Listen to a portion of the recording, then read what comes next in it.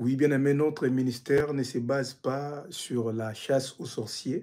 Nous, on ne voit pas les sorciers partout. Non, il y a des enfants de Dieu, il y a des gens aussi qui sont normaux. Mais on ne peut pas aussi ignorer que il y a des sorciers. La sorcellerie est réelle. Et parfois, beaucoup d'enfants de Dieu prient, ils sont dans des blocages, dans des situations très compliquées parce qu'ils ne savent pas qu'ils sont entourés de mauvaises personnes. Parfois, la personne avec qui il est, la personne avec qui elle est, c'est une mauvaise personne. Et aujourd'hui, par la grâce de Dieu, il faut vraiment être prudent parce que ce n'est pas parce que tu vois seulement un signe que la personne est sorcière, non. Il faut vraiment observer plusieurs signes et prier aussi. Nous croyons que notre Dieu est capable aussi de te révéler pour que tu comprennes que cette personne-là n'est pas une bonne personne. Et ça va vraiment t'aider afin que certaines situations de ta vie puissent changer. Il y a des gens qui ils prient, mais rien ne change. Pourquoi? Parce qu'autour de lui, il y a des mauvaises personnes. Bien-aimé, si tu as une grande destinée, si tu as une grande destinée, c'est évident, soit tes amis, soit dans ton entourage, tes amis et connaissances, soit la personne qui est à côté de toi, on va te combattre. On cherchera à infiltrer une mauvaise personne. Parce que lorsque tu t'attaches à un sorcier, à une sorcière, bien-aimé, c'est fini. Tu oublies ta destinée, c'est fini. Tu auras des promesses et des promesses de Dieu, mais tu ne vas rien voir.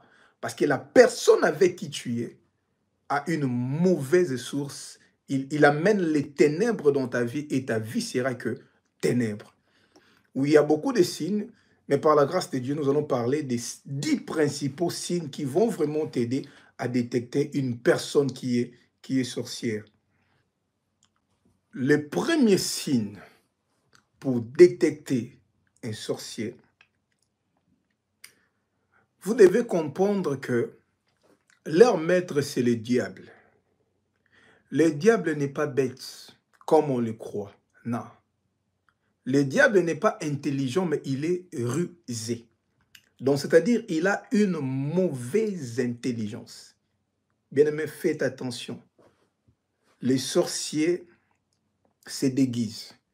Ce sont des personnes qui sont généralement hypocrites. Ce sont des personnes qui aiment les semblants. Donc, je dois déjà attirer votre attention sur ça. Les sorciers aiment se camoufler. Il y a des sorciers qui sont bêtes, oui. Il y a des sorciers, quand tu lui parles, tu sens qu'il est insensé. Tu dis, mais comment quelqu'un peut être insensé comme ça? Oui. Mais bien aimé, dans la plupart des cas, les sorciers sont très intelligents, sont rusés. Ils ne sont pas intelligents, ils ont une mauvaise intelligence, ils sont rusés.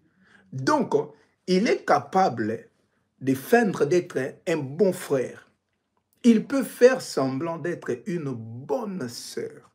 Il peut faire semblant d'être quelqu'un qui prie beaucoup. Bien-aimé, fais attention. Ce n'est pas parce que quelqu'un prie beaucoup, il est jeune, qu'il est forcément une bonne personne. Fais attention, bien-aimé. Ce sont des personnes qui aiment faire semblant. Donc, au début, tu vas croire que c'est vraiment un enfant de Dieu. Tu vas croire que c'est quelqu'un qui ne parlait pas. Tu vas croire que c'est quelqu'un qui est timide. Mais après les temps, lorsque tu ouvres grand les yeux, tu vas constater certains comportements et tu te diras non, non, non, non, ce n'est pas normal. Ils veulent se camoufler. Dans le groupe d'intercession, il peut être là. À l'église, dans la chorale, elle peut être là. Vous allez croire qu'elle vient à l'église pour prier. Non, elle fait ça simplement pour se camoufler. Lorsque tu constates que quelqu'un est très hypocrite, il est vraiment hypocrite. Il donne une image alors qu'elle n'est pas comme ça. Et c'est ça. Dans la plupart des cas, les sorciers sont des personnes qui aiment faire semblant. Le deuxième signe, c'est la haine. Les sorciers, ce sont des gens qui sont portés à la haine. C'est-à-dire, ils peuvent feindre d'être enfants de Dieu. Mais le jour où il y a un problème, tu l'entends parler, tu sens la rage dans son cœur, tu sens la haine Quelqu'un lui a fait du mal, ça peut être son ex, sa tante, voilà, sa belle-mère, et ainsi de suite.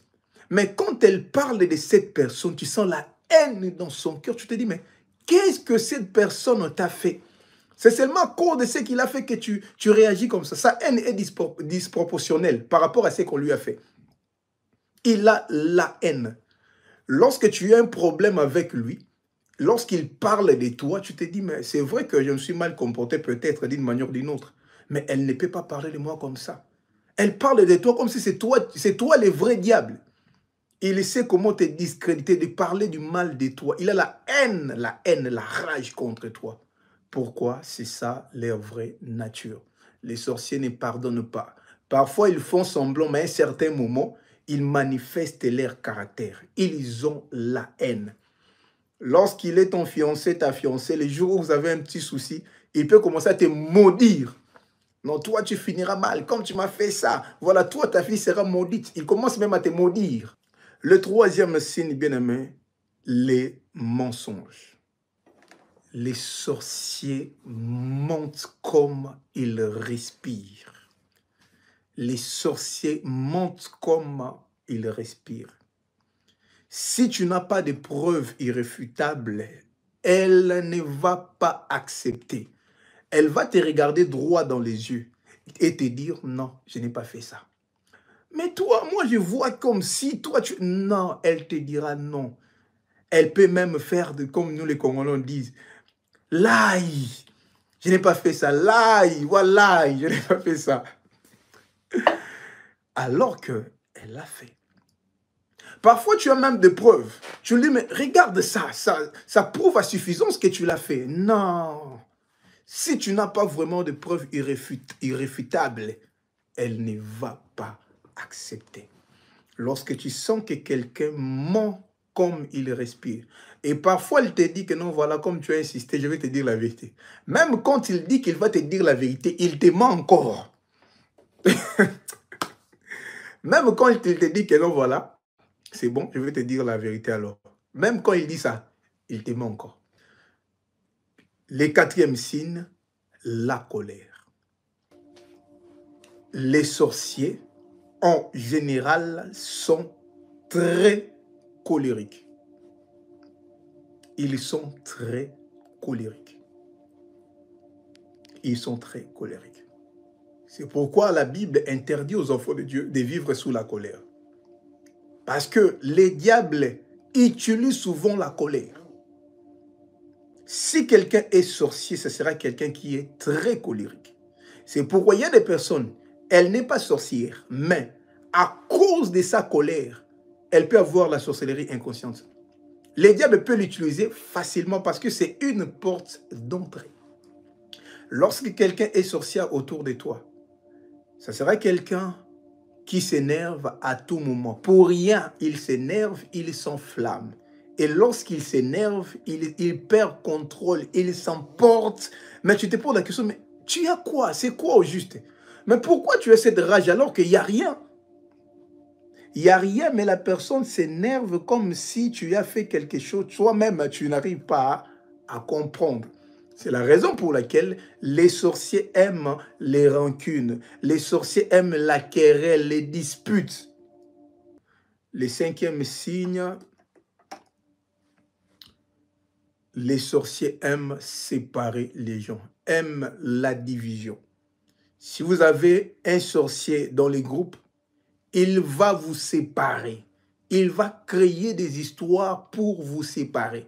Non, la sœur Intel a dit des choses contre toi. Non, le frère Intel a dit juste pour créer la division. Parce que là où il y a la paix, les mondes des ténèbres n'opèrent pas. Là où il y a l'unité, même dans une famille, les mondes des ténèbres n'opèrent pas.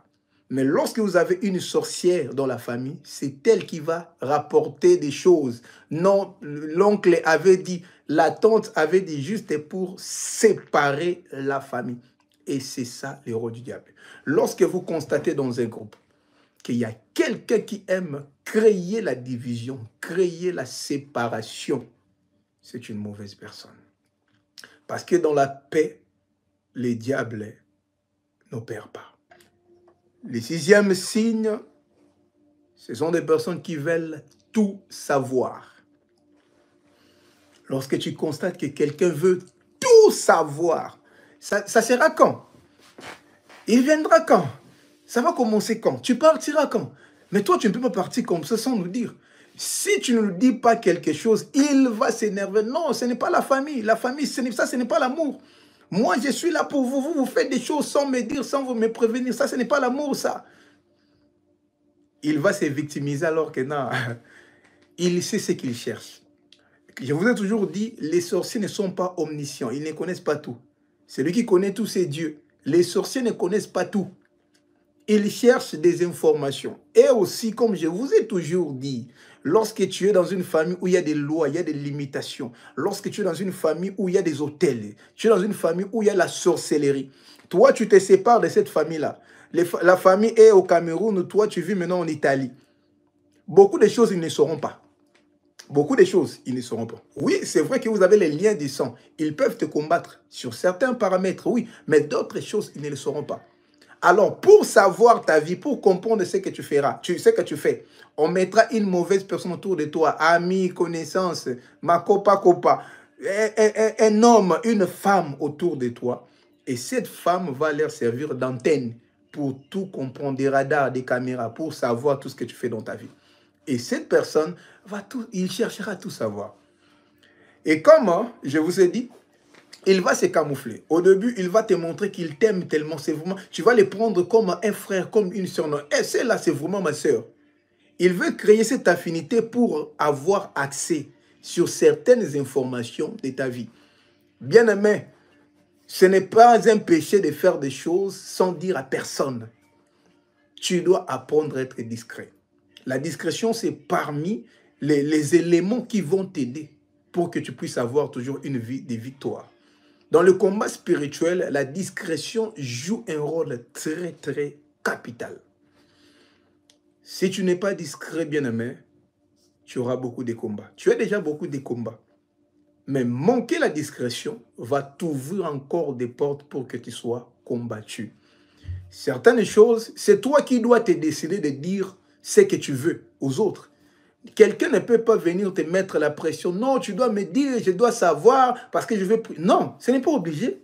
Je vais voyager, tu n'es pas censé savoir les jours où je vais voyager. Et pourquoi d'abord je vais te dire que je vais voyager?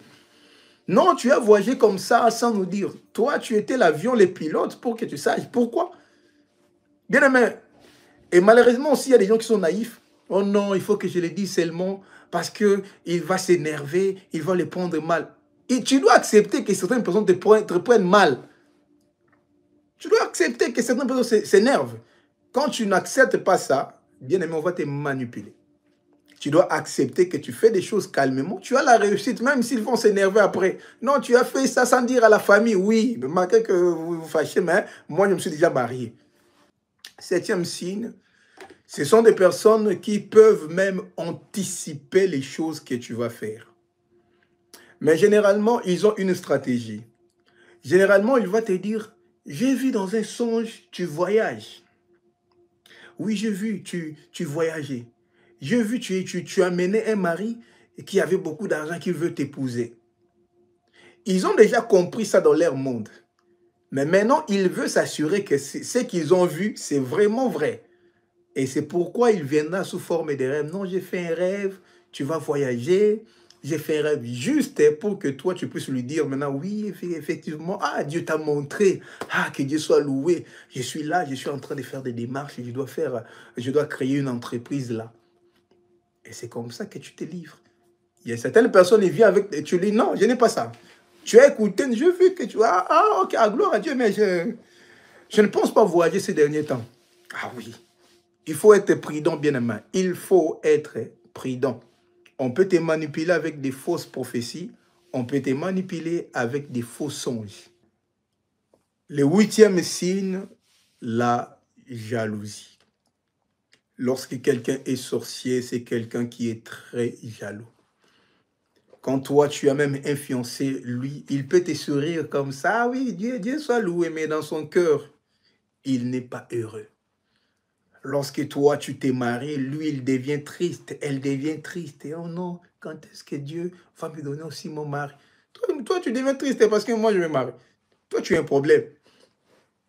Parfois, il sourit, mais dans son cœur, tu sens vraiment que sa joie n'est pas vraie. Sa joie n'est pas vraie. Parce qu'il n'aime pas que toi, tu prospères. Il n'aime pas, parce qu'il n'aime pas te voir prospérer. Neuvième signe, ils sont portés à la vengeance et à la rancune. Les sorciers sont portés à la vengeance et à la rancune. Cette tante-là, cet oncle-là, ma marâtre est là. Ce qu'elle m'a fait, elle verra. Cet homme-là, il m'a quitté, il m'a blessé. Lui, Dieu va les frapper.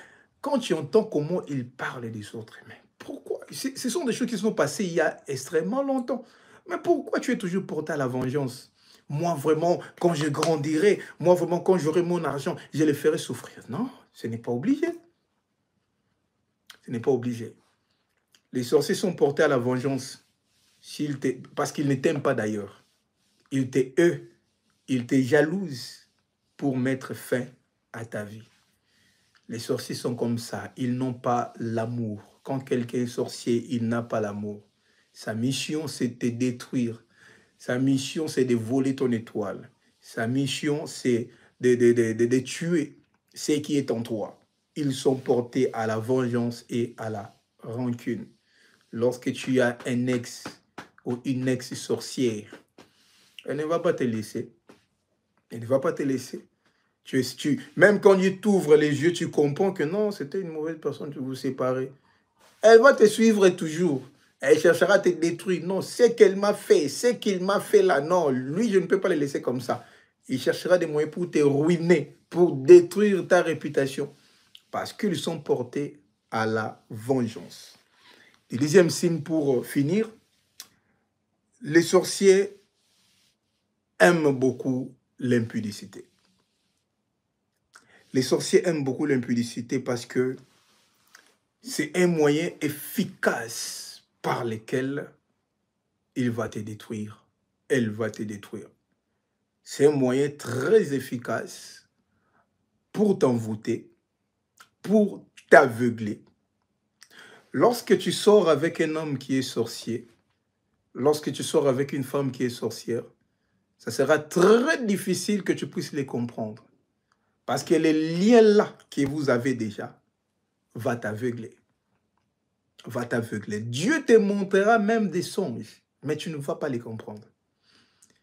Ton interprétation de ces rêves sera biaisée parce que tu couches avec la personne. Les sorciers aiment l'impudicité. Je vous dis, il faut être intelligent aussi et avoir l'esprit de Dieu pour comprendre les sorciers. Il peut faire semblant comme s'il n'aime pas ça. Il peut faire semblant comme si c'est toi qui les force. Il peut faire semblant comme si c'est toi qui les pousse à tomber, alors que c'est lui qui te manipule. Parce que les sorciers aiment la manipulation.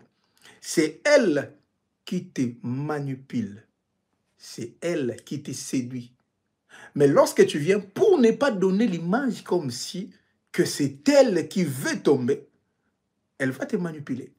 Après même, parfois, elle regrette même, mais pourquoi tu m'as fait tomber? Alors que c'est elle qui t'a manipulé. Alors que c'est lui qui t'a manipulé. Mais il veut les masquer. Il ne veut pas que toi, tu saches, que tu te rends compte, que tu te rendes compte que c'est elle qui te séduit.